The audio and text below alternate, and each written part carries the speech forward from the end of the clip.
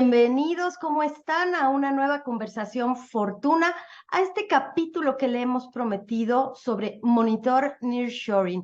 Y vamos a platicar una vez más con Jorge Flores Kelly. Él es fundador de Datamétrica y en este esfuerzo que se está realizando con este producto de información especializada en relocalización de cadenas productivas, Datamétrica aporta. ¿Cómo estás, Jorge? Qué gusto volverte a saludar aquí en Monitor Nearshoring. ¿Qué tal, Claudia? ¿Cómo estás? Un gusto estar otra vez hablando de estos temas. Un gusto, querido Jorge. Jorge, por favor, ayúdanos a hacer una recapitulación de lo que hemos estado hablando sobre inversiones. Se acaba de anunciar que BMW va a construir una planta importante aquí en México. Tenemos también información de que muchos grupos están analizando cómo engarzarse a esta nueva estrategia. Cuéntanos, por favor, Jorge. Así es, Claudia, los resultados siguen siendo muy sorprendentes. De hecho, en lo que llevamos en el mes de febrero, vamos ya por ahí de $500 millones de inversión ya reportada, de nuevas inversiones. Esto es algo pues que en los primeros 5 días de febrero ha causado gran revuelo. Y sí, lo que estamos viendo de BMW es esta estrategia de los coches eléctricos, de avanzar en las cadenas de suministro de coches eléctricos, y como lo platicamos, México está logrando hacer el famoso crossover, pasándose de la combustión, motores de combustión interna, a los motores eléctricos, a los coches eléctricos por los cuales se está apostando.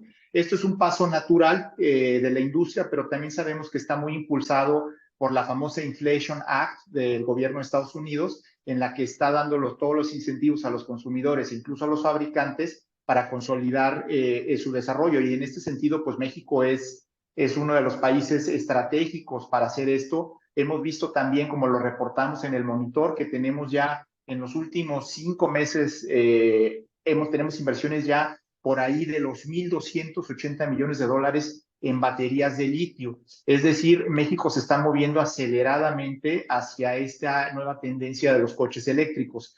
Y esto está enmarcado en estas grandes estrategias de nearshoring. Tenemos una que es muy conocida, que es la que estamos viendo, que sorprende, como los muebles, las herramientas eléctricas e incluso la conciliación de las cadenas de suministro, que es el China más uno, le llamaría yo, para simplificarlo. Es decir, después de la crisis del COVID, todo el mundo se dio cuenta que no podía tener todos los huevos en la misma canasta y que China fuese la fábrica del mundo. Entonces empieza este movimiento de relocalizar. Y en esa estrategia de China más uno, pues México entra en la ecuación perfectamente por todos los beneficios que ya tenemos, por las ventajas competitivas, comparativas, y los beneficios que ya tenemos consolidados desde el TEMEC, desde que vienen desde el 94, y la consolidación de la mano de obra, de tener ya clústeres y cadenas integradas. Yo diría que esa es una primera vertiente. Pero viene esta segunda, que está impulsada a lo mejor por todas estas leyes, como es esta ley de los semiconductores, esta ley de la Inflation Act, o la ley contra la inflación del gobierno de Estados Unidos, que básicamente lo que están haciendo es impulsar a que se creen cadenas de suministro en las que pueda haber un poquito más control o menos dependencia, digamos, de los países que tradicionalmente detentan estas reservas estratégicas, como es el caso de China en muchos materiales, o incluso el caso de la propia Rusia. Entonces, esta es una segunda tendencia. Yo diría que una tercera tendencia que está relacionada con esta, pero esa parte es de la que hablamos también la semana pasada, que es la tecnología. Es decir, estas cosas, estos productos, como son los mismos, podríamos decir chips, ciertos desarrollos tecnológicos, cierta parte de lo que es el diseño de tecnología, que pues lo que se está buscando es que cada país sea hasta cierto punto autosuficiente con sus aliados, y está tratando de haber pues un desemparejamiento de potenciales riesgos de fuga de información. Como vimos, finalmente los países innovadores son los que primero fueron los copiones. Y digamos, así podemos, creo yo, enmarcar estas tres estrategias en las que México, creo que en las tres tiene un gran potencial. Diría que en la estrategia 1 de China más uno, yo creo que no hay gran cosa que hacer. Se habla mucho de que si México debería promover o no promover. Yo creo que eso, en realidad lo que estamos viendo es que camina. Los resultados que hemos visto en los últimos 2 años, año y medio, nos dicen que es una estrategia sólida, que camina, que a lo mejor no requiere gran cosa. Yo diría que las estrategias 2 y 3 son estrategias en las que sí hay un margen de maniobra, tanto de los gobiernos federal, del gobierno federal principalmente, y en alguna medida de los gobiernos estatales. Pero sí es tratar de apostar a estos nuevos desarrollos que implican vincularse a esfuerzos más grandes de suministro y sobre todo tecnológicos. Para nosotros todos sabemos por aquí que México es el tercer exportador mundial de software. México hace muchísimo software que son precisamente los softwares que van en los microcontroladores, que dan las instrucciones a los electrodomésticos, a las aplicaciones de automotrices. Creo que esa es una base sobre la cual se debe construir. Y estamos precisamente, Jorge, en medio de una serie de definiciones muy importantes para el país. La secretaria Raquel Buenrostro tuvo una reunión con gobiernos de los estados, les platicó lo que viene con todo este impulso, lo que se acordó en la cumbre de líderes de Norteamérica, Jorge, pero la logística, y yo te comparto, aquí les comparto a nuestros amigos de Monitor Nearshoring, que estuvimos en la Secretaría de Desarrollo Económico con Fatlala Acabani, y lo que nos dijo es que Vallejo, toda la zona industrial que se había olvidado durante mucho tiempo, pues se va a recuperar. Y yo le preguntaba si no competía con estos 10 polos y me adelantó, no solo no compite, sino que se va a complementar. Porque, por ejemplo, Coatzacoalcos nos contó que ya está totalmente vendido, sold out, como en los buenos conciertos, Jorge. Y yo quisiera preguntarte qué tan importante es la logística, porque a mí me queda claro, mira, Vallejo pues puede estar muy conectado, pero faltan los barcos, pero faltan cosas que tendría que darse en este hub que se planea y se piensa en el sureste donde hay gas, y más adelante vamos a platicar de eso, Jorge, pero ¿qué tan importante es el tema de la logística? Mira, es súper importante y creo que más ahora en el mundo que estamos viviendo, en el que la globalización se está como sistema vivo, como un ser vivo, se está autocorrigiendo, ¿no? Está encontrando que había cosas que no funcionaban y se está recomponiendo. Parte de eso es el nearshoring, la relocalización, la regionalización. Fíjate que si nos vamos para atrás, históricamente, y te voy a decir, por ahí en los 90 había esta famosa vocación o esta palabra que todo el mundo decía, esta frase que era la cuenca del Pacífico. Y tú oías que todo el mundo te hablaba y de repente esa cuenca del Pacífico desapareció, se quedó en un libro, ya nunca nadie volvió a hablar de eso y se vinieron cosas como el TLC en su momento, el Telecan y posteriormente la entrada de China a la OMC y China como la fábrica del mundo y se acabó, digamos, en ese sentido esto que se hablaba. Pero finalmente México tiene una posición estratégica en el mundo. ¿Por qué? Porque estamos claramente vinculados en esta cuenca del Pacífico a todos los países de Asia, ¿no? Donde son países de gran dinamismo manufacturero, ya ni hablemos de China, ¿no? Pero vamos a hablar de todos los vecinos de China, Vietnam, Singapur, Japón, etcétera. Estamos vinculados a todos estos países y por otro lado, estamos vinculados por el lado del Golfo, pues al Atlántico y hacia lo que es Europa. Entonces creo que eso es un elemento muy importante que tiene México. Al mismo tiempo, el hecho de que nuestro país, este cuerno de la abundancia, ¿no? Empieza muy ancho y se va estrechando, pues nos da una serie de ventajas importantes que históricamente se habían tratado de aprovechar. Sin ir más allá, todos sabemos que el lugar idóneo o el que se pensó como el idóneo para el canal de Panamá fue el famoso Istmo de Tehuantepec. Y ese proyecto, al no prosperar, se reubicó y acabó en el famoso canal de Panamá. Pero el país siempre fue visto como este vínculo bastante interesante entre lo que es el Pacífico, Asia-Pacífico, y la costa este de Estados Unidos o los Estados Unidos mismos. Y déjame comentarte dos cosas que yo veo que son fundamentales. La primera es que estamos empezando a ver esta noción ya de la que se había hablado mucho del potencial logístico, pero ya con hechos concretos. ¿Cuál es? México es un país que está diseñado de norte a sur.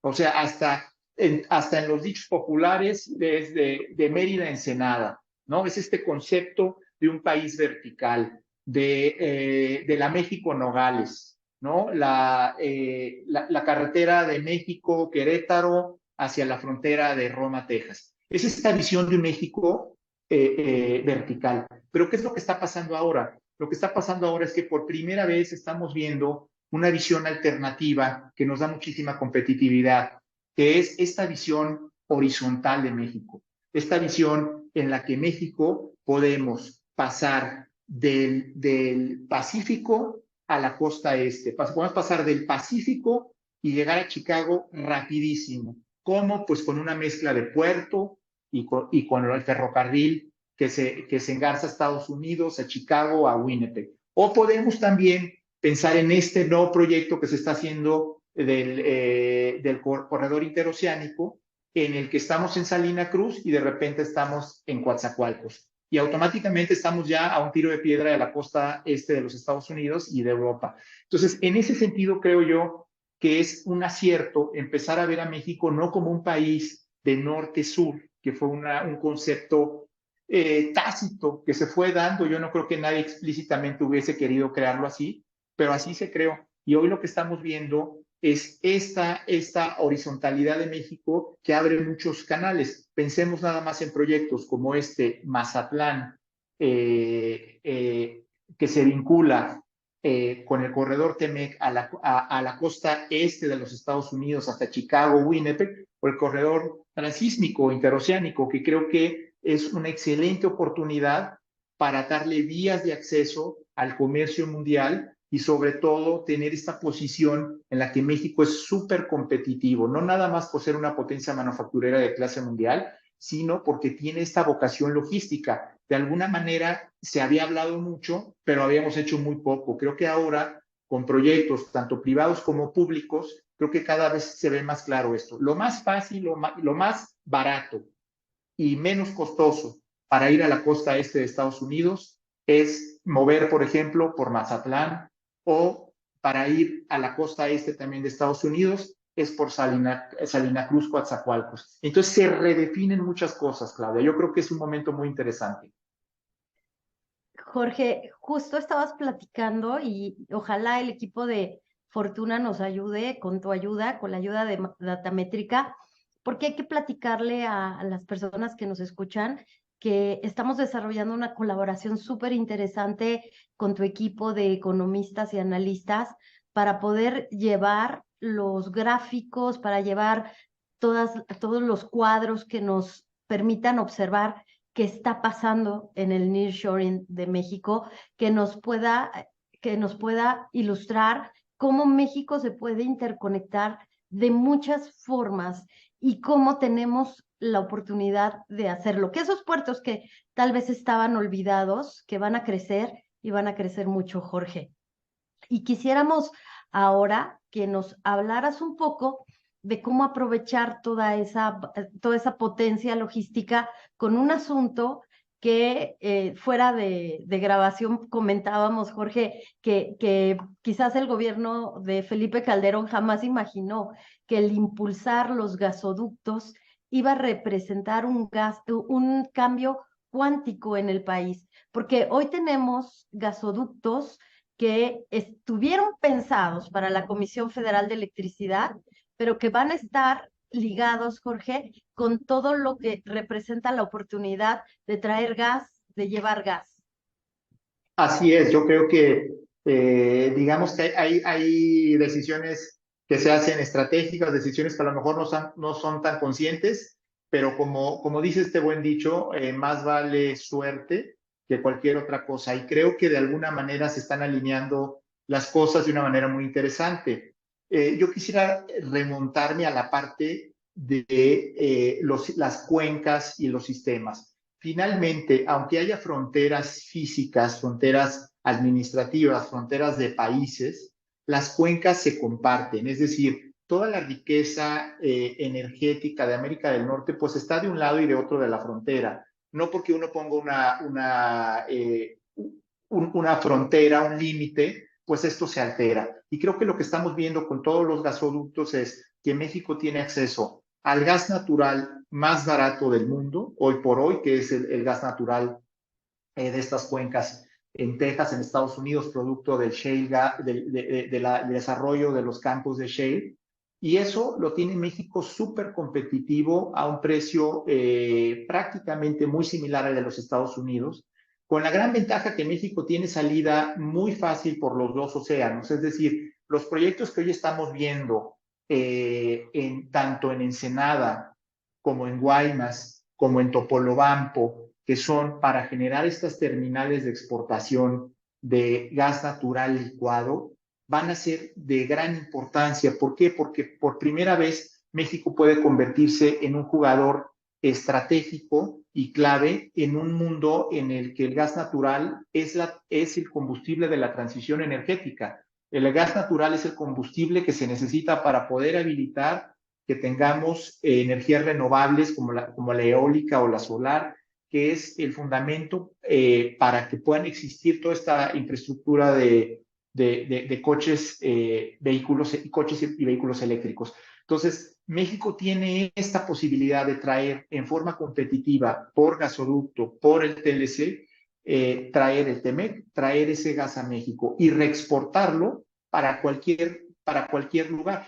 Ya sea para Asia o para Europa. Claro, alguien dirá, bueno, es que es mucho más barato llevar el gas de Qatar a China o a Japón o lo que sea, pero finalmente lo que todo esto nos está trayendo, todo lo que me refiero es esta preocupación por la seguridad en el abasto más que por el precio, nos está llevando a todos a cubrirnos y a decir, más vale tener un buen abasto un poco más caro que estar expuestos al precio más barato y de repente que me cierren la llave, ¿no? Creo que eso está quedando bastante claro. En ese sentido, pues México tiene una capacidad de, como bien dices, jalar todo este gas, esa capacidad que no se estaba usando de los gasoductos, que se tenía ahí y se tenía que cumplir y honrar los contratos, pero que no se podía aprovechar, pues ahora es la oportunidad de aprovecharlo y convertirnos en México en un exportador de gas natural en la economía global y no solamente para Asia, sino también para Europa. Y eso creo que es un cambio muy importante. Jorge, precisamente en este tema de los combustibles, del gas natural, del gas licuado de petróleo, ¿cómo ves en esta ecuación, Jorge? Y si quieres después lo platicamos, pero me gustaría preguntártelo, ¿cómo ves a Pemex? ¿Cómo ves esta vinculación que tiene con empresas, por ejemplo, de petroquímica como Braskem, como IDESA? También ahí Mira, yo, tenemos suerte, Jorge. sí, mira, yo lo que creo es que lo que está pasando ahorita es una redefinición de muchas cosas. Te voy a poner un ejemplo muy interesante. Creo que la vulnerabilidad que mostró, por un lado, el COVID, pero por otro lado, lo que es la guerra, el conflicto Rusia-Ucrania, lo que han puesto de manifiesto es la necesidad de los países de mantenerse con un nivel de seguridad energética mucho más importante. En ese sentido, creo que lo que hemos visto que ha pasado en Francia con la nacionalización, digamos, o estatización de Electricité de France, es una de las compañías eléctricas más admiradas del mundo, a lo que nos está llevando es a que es muy importante fortalecer para todos los gobiernos el suministro y el abasto. Y creo que es en ese sentido tener una empresa competitiva, tanto en el ramo eléctrico como en el ramo de petróleos y refinados, es muy importante. Te pongo un ejemplo muy contundente. Todos hemos experimentado que los refinados, es decir, las gasolinas, la turbocina, el diésel que es fundamental para toda la cadena de transportación, se dispararon en precio mucho más que lo que fue el misma subida del petróleo. ¿Por qué? Porque hay capacidad ya limitada, porque no se ha invertido lo suficiente.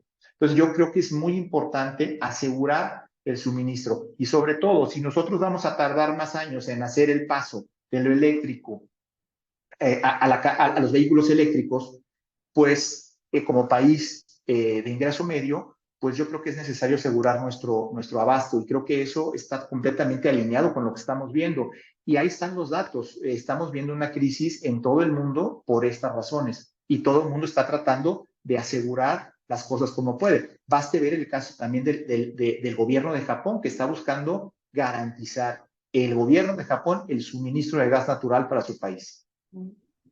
Jorge, pues se nos acabó el tiempo en este nuevo monitor Nearshoring, segunda emisión, y como ven ustedes, amigos, hay muchísimo material, hay mucho que explorar, hay mucho que preguntarle a Jorge Flores Kelly, que nos está dando los primeros y los mejores datos sobre Nearshoring. Jorge, ¿algo que quieras agregar, algo que nos quieras adelantar? Sí, lo único que diría es que creo que empieza a quedar claro, y de eso podemos hablar con más detalle, lo que puede ser una estrategia de México como país, más allá, diría yo, de cualquier visión que pudiera ser partidista o no. Lo que estamos viendo ya es como la vocación clara del país y eso creo que es algo que pues es muy positivo y que empieza a dar un rumbo bastante claro de por dónde el país puede empujar y avanzar. Si pudieras en 3 palabras o en unas cuantas palabras, Jorge, decir cuál es la vocación de México, ser un puente, ser un facilitador, ser qué.